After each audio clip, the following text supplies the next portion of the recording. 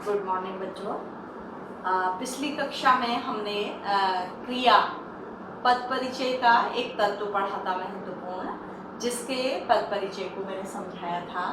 आज हम लोग संज्ञा में भी हमने बात की, कारक की, और फिर उसके बाद सर्वनाम में भी मैंने कहा आपको कि कारक बताना है, तो उसके लिए हमें कारक समझाना भी आवश्यक है। तो कारक शायद मैं आपको पहली बार नहीं समझा रही हूँ, हमने आपको संस्कृत में भी कारक चिन्ह, कारकों के बारे में बताया होगा, लेकिन बच्चों फिर से एक बार रिवाइज करना है, क्योंकि पद परिचय में इसे कैसे लेना है, कैसे लिखना है, और इन्हें फिर से एक बार हमें याद करना है। तो कारक क्या होते हैं, कारक की परिभाषा क्या होती है बच्चों?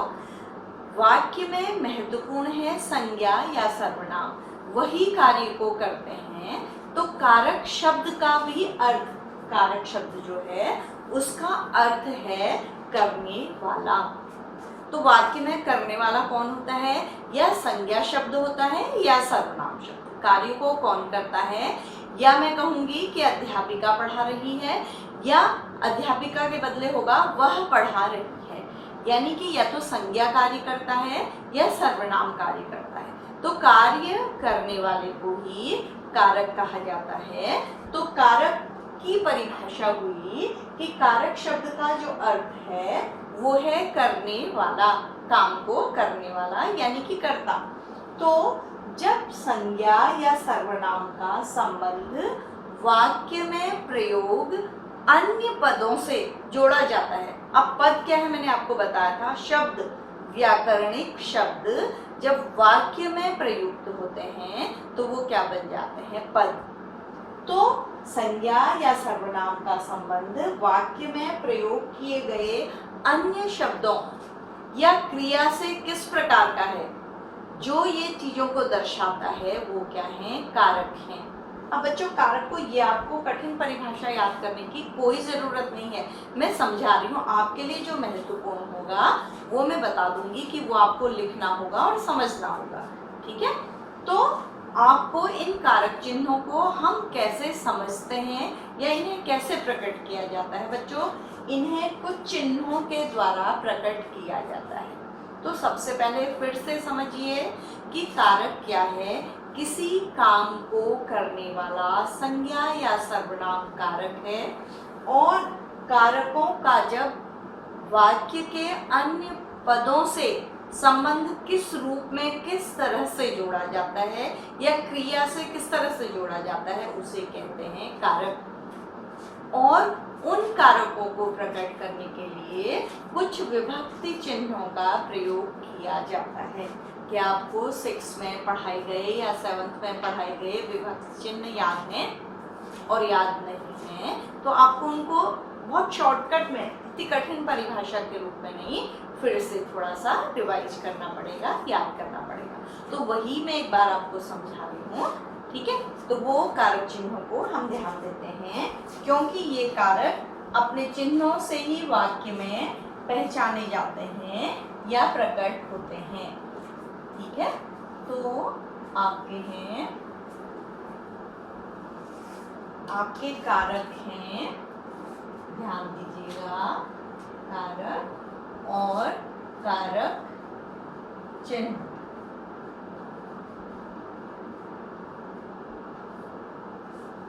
आपको याद होगा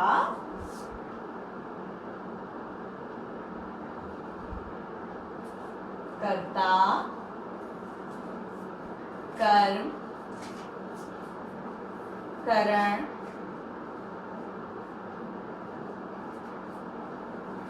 संप्रदान, अपादान, ये आपके कारक हैं, ठीक है? अपादान, संबंध,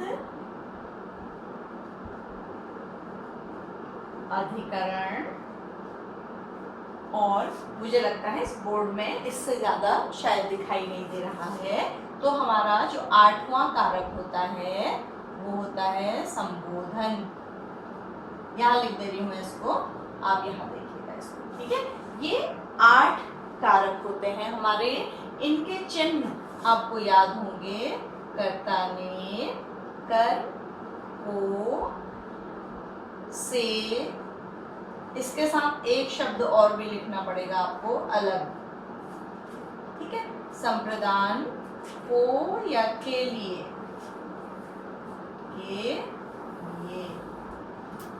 ये आपको बच्चों याद करवाए थे 6 में संस्कृत में, और आपको इसके साथ ऐसे याद नहीं कराए थे। आपको याद होगा प्रथमा कर्ता ने द्वितीय कर्म को तृतीय करण से इस तरह से याद कराए थे।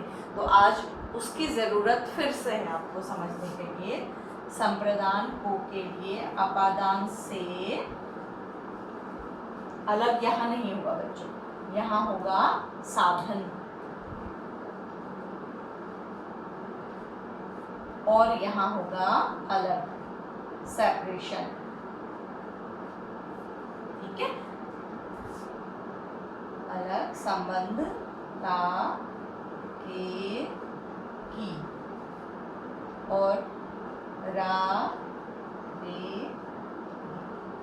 ठीक है, अधिकरण होता है मैं, पर, ऊपर। ये दिखाई दे रहा है आपको ठीक से, शायद बोर्ड थोड़ा नीचे नहीं दिखाई दे रहा है। संबोधन में होता है हे, अरे। संस्कृत में भो भी प्रयोग किए जाता है, लेकिन हिंदी में भो का प्रयोग कम होता है। ठीक है, हे, भो, अरे। तो आपको ये फिर से याद आ गए होंगे, क्योंकि ये आप पहली बार नहीं पढ़ रहे हैं। तो अब मैं इनको आपको वाक्यों के द्वारा एक एक करके समझाऊंगी, और अंत में बताऊंगी कि आपको इसे संज्ञा में या सर्वनाम के पद परिचय में इन्हें कैसे ढूंढना है और कैसे प्रयोग करना है।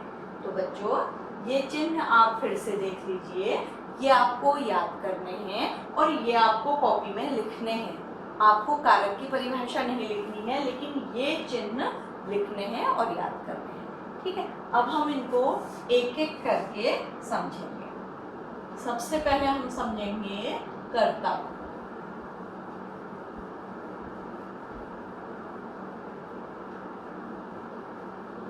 कर्ता जो है,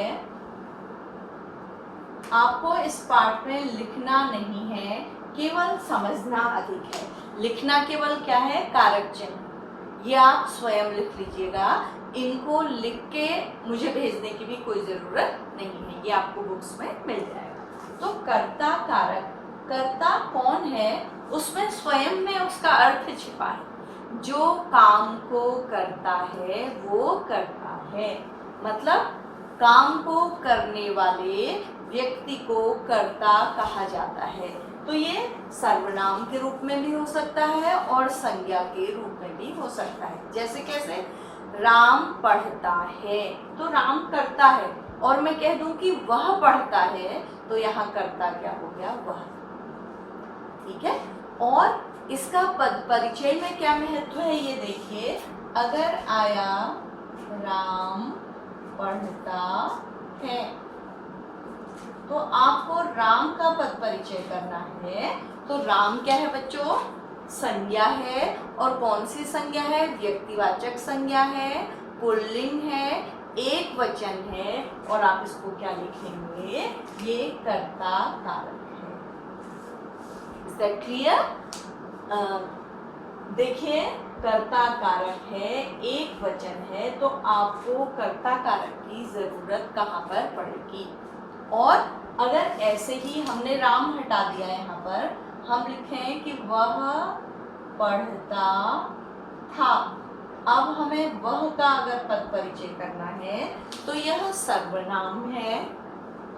ठीक है, पुरुषवाचक सर्वनाम है, एक वचन है। ठीक है, पढ़ता था क्रिया का करता है, और कौन सा कारक है, कर्ता कारक।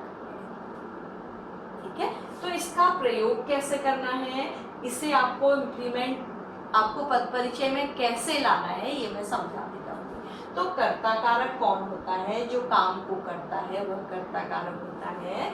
इसका चिन्ह ने होता है। तो बच्चों एक चीज याद रखिएगा कि वाक्य में जब हम प्रयोग करते हैं तो हर शब्द के आगे चिन्ह नहीं लगा होता है, उसे हमें समझना पड़ता है। जैसे राम पढ़ता है, यहाँ पर ने नहीं लगा है, लेकिन भूतकाल जब मैं कर्ता को भूतकाल की क्रिया के साथ प्रयोग किया जाता है तो ने अवश्य लगता है। जैसे अगर इसी को हम भूतकाल में लिखते राम ने पढ़ा, या राम पढ़ता था में नहीं है, राम ने पढ़ा, जब हम ऐसे प्रयोग करेंगे तो ने लगेगा। राम ने भोजन किया, राम ने लिखा। तो ने प्रयोग हो भी सकता है और नहीं भी हो सकता है, तो आपको समझना होगा कर्ता कौन। ठीक है, करता है। अगला है हमारा कर्म कारक।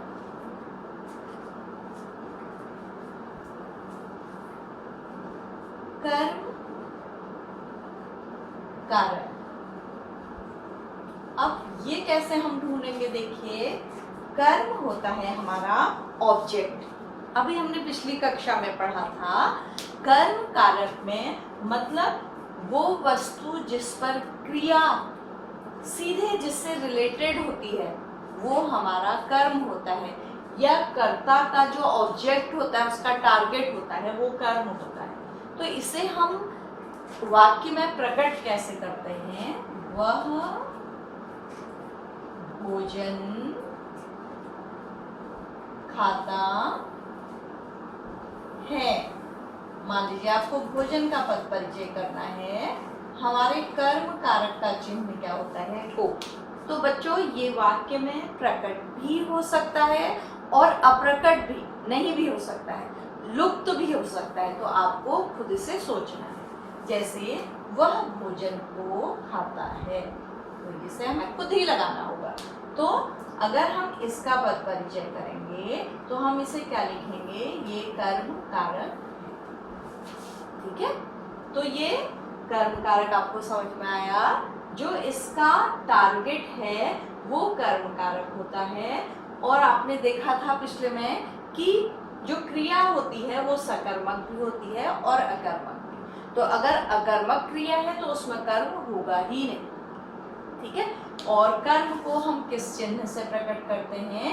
को से।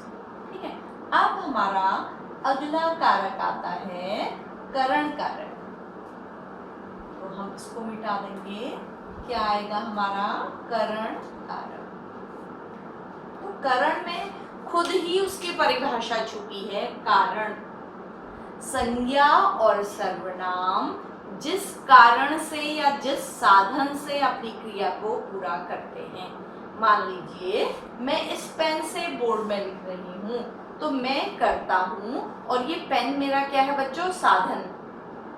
ठीक है, मैं हाथ से इस पेन को पकड़ रही हूँ, तो इस पेन को पकड़ने का साधन क्या है? हाथ। तो पहले मैं पेन से लिख रही हूँ, मैं पेन साधन थी, और इस पेन को मैं हाथ से पकड़ रही हूँ, तो साधन क्या हो गया? हाथ। मैं आंखों से आपको देख रही हूँ, अब साधन क्या हो गई है? आंखें। आप हाथ से लिख रहे हैं, तो आपका साधन क्या है? हाथ। तो जो कर्ता का साधन होता है क्रिया को पूरा करने का, वो करण कारक होता है। उसका चिन्ह होता है से या के द्वारा। अब इसे पद परिचय में कैसे प्रयोग करेंगे? राम हाथ से लिखता है। बस आपको समझना है, लिखना बहुत ज्यादा नहीं है। हाथ से। तो ये अगर इसका पद परिचय आया तो ये क्या होगा? करण कारक। ठीक है, तो ये करण कारक क्या होता है? साधन। और अगर यहाँ होता कलम से लिखता है तो हमारा साधन क्या हो जाता? कलम। तो वो करण कारक होता और उसका चिन्ह क्या होता? से या के द्वारा। राम हाथ के द्वारा लिखता है या राम कलम के द्वारा लिखता है। मैं पैरों से चलती हूँ, मैं पैरों के द्वारा जाती हूँ, या मैं गाड़ी के द्वारा जाती हूँ, या मैं साइकिल के द्वारा जाती हूँ। तो इसमें हमारा साधन कौन है क्रिया को पूरा करने का? साइकिल या पैर। तो ये करण कारक है। ठीक है, अगला हमारा कारक है संप्रदान। संप्रदान, इसमें बच्चों शब्द में ही सारी परिभाषाएं छिपी हुई हैं, थोड़ा समझिएगा। सम माने साथ, प्रदान माने देने के। जब सर्वनाम और संज्ञा किसी के लिए कुछ देते हैं या प्रदान करते हैं, किसी के लिए कोई कार्य करते हैं, तो उसकी संप्रदान कारक होता है। इसका चिन्ह होता है को या के लिए। अब यहाँ पर एक कंफ्यूजन आपको हो सकता है कि को चिन्ह कर्म कारक में भी आता है, लेकिन कर्म कारक का प्रयोग टारगेट के लिए किया जाता है, उद्देश्य के लिए किया जाता है, कर्म के लिए किया जाता है, और यहाँ देने के लिए किया जाता है। जैसे मैं कहूँ कि मैं भिक्षुक को देख रही हूँ या मैं भिखारी को देख रही हूँ, तो ये कर्म कारक होगा। और मैं कहूँ मैं भिखारी को भोजन देती हूँ, तो ये क्या हो जाएगा, संप्रदान कारक हो जाएगा। प्रदान माने देना। तो जिसके लिए कुछ दिया जाता है उसका कौन सा कारक होता है, संप्रदान कारक होता है, और उसका विभक्ति चिन्ह क्या होता है, को। तो जब आपको मान लीजिए वाक्य में है कि विद्यार्थी को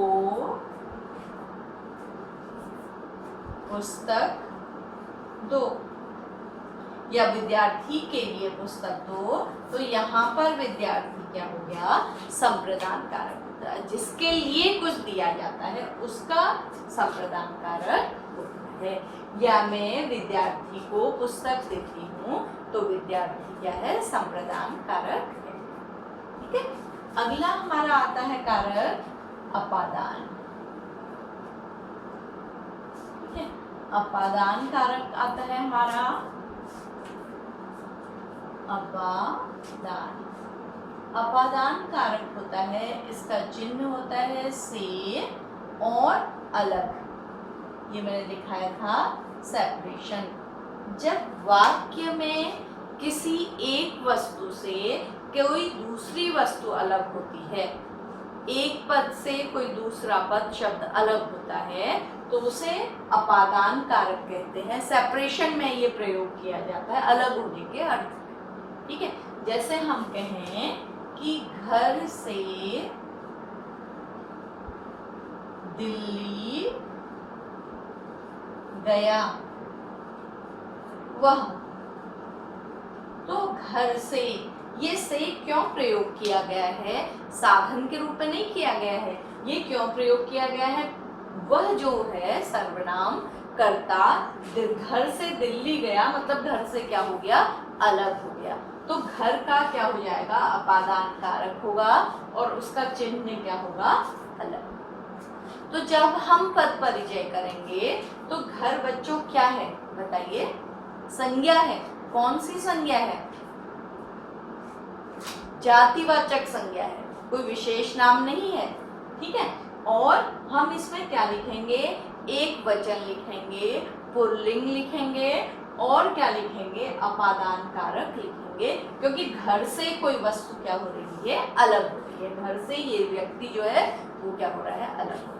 तो इसका प्रयोग किया जाता है, पेड़ से पत्ता गिरता है, आपने संस्कृत में अनुवाद किया होगा पक्का, तो वहां पर आपने इसको प्रयोग किया होगा। सेपरेशन के अर्थ में हिमालय से गंगा निकलती है, तो हिमालय से गंगा क्या हो रही है, अलग हो रही है। ठीक है, तो ये अपादान कारक हो गया। अब हमारा अगला कारक है संबंध। संबंध कारक, तो संबंध कारक एकदम प्रकट है कि इसमें संबंध दर्शाया जाता है। रा रे, ठीक है, जैसे उसका भाई, उसके चाचा, उसकी माताजी।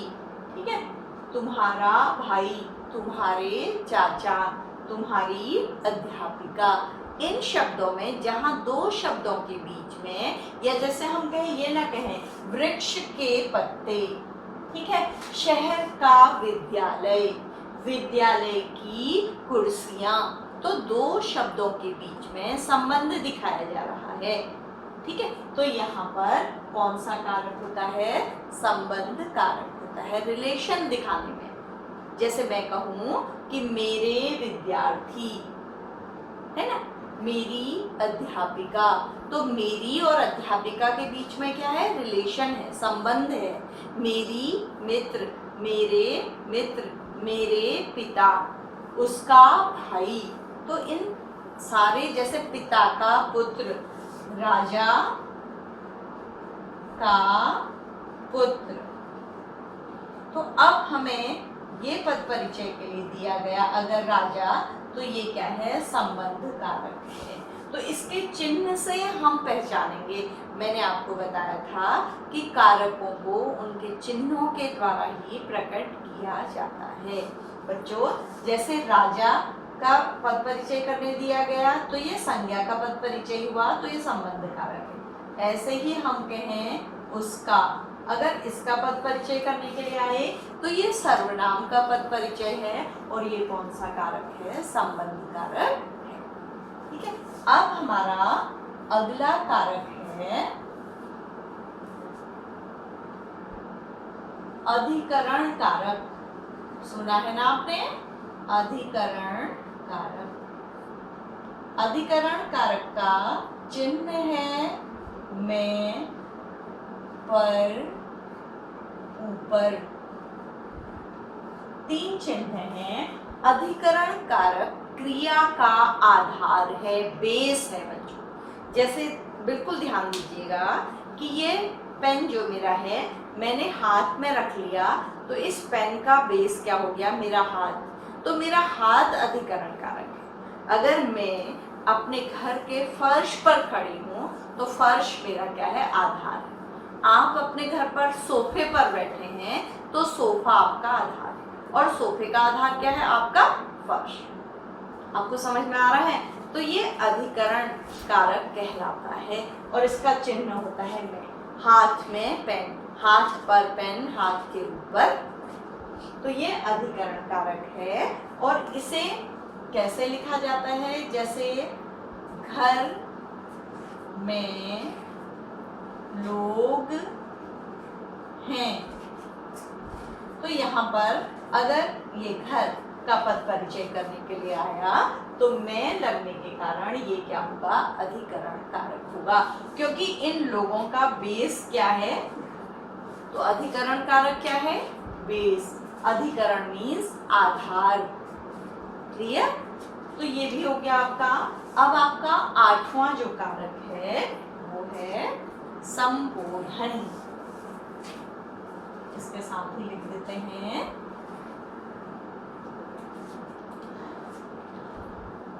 संबोधन। तो संबोधन तो शब्द बहुत ही कॉमन है, जिसमें हे, अरे और संस्कृत में एक शब्द और प्रयोग किया जाता है, वो जिसे हिंदी में बहुत कम किया जाता है बच्चों, और इनके आगे ये चिन्ह भी लगे रहते हैं। तो संबोधन मतलब किसी को संबोधित करना, किसी को बुलाना।